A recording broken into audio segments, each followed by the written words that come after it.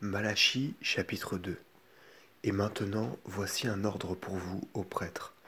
Si vous me désobéissez, et si vous ne mettez pas en vos cœurs qu'il faut glorifier mon nom, dit le Seigneur Tout-Puissant, je vous enverrai ma malédiction, et votre bénédiction sera maudite, et je la maudirai, et je la rendrai vaine, et la mienne ne sera pas en vous, parce que vous n'aurez point déposé mes paroles en vos cœurs.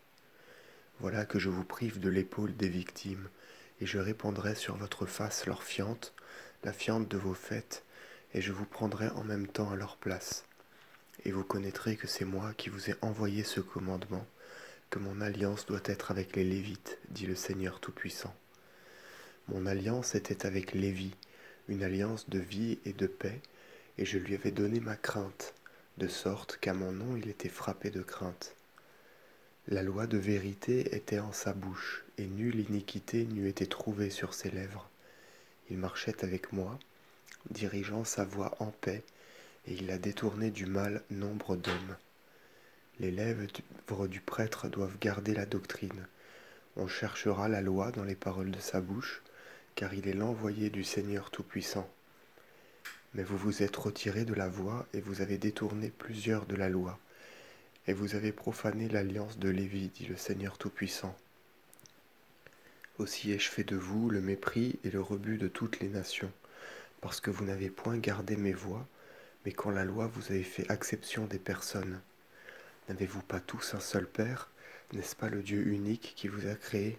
Pourquoi donc chacun de vous a-t-il abandonné son frère en souillant l'alliance de vos ancêtres? Juda a failli, et l'abomination a été en Israël et en Jérusalem, parce que Juda a profané les choses saintes du Seigneur, où Dieu se complaisait, et qu'il s'est attaché à des dieux étrangers.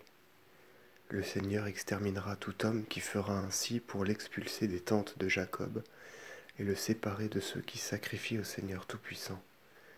Et vous avez fait ce que je déteste, vous avez couvert de larmes l'autel du Seigneur, vous vous êtes frappé la poitrine au milieu des cris et des gémissements. Est-il convenable que je considère vos victimes, ou que j'agrée quelque chose de vos mains? Et vous avez dit, pour quel motif? C'est parce que le Seigneur a porté témoignage entre toi et la femme de ta jeunesse que tu as abandonné, elle qui était ta compagne, elle qui était la femme de ton alliance. Ne l'a-t-il pas éternellement créée? N'est-elle pas son esprit? Et tu as dit, que demande Dieu sinon des enfants issus de moi? Or, garde cette parole en ton esprit, n'abandonne pas la femme de ta jeunesse.